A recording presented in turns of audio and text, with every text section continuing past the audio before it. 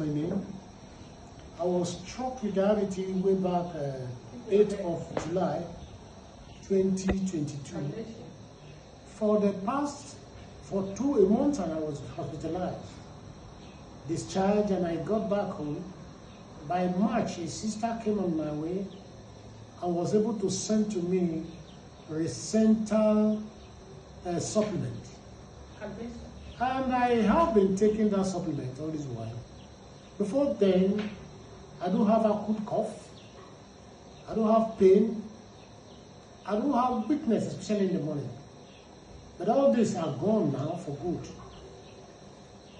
I do have good sleep now than before.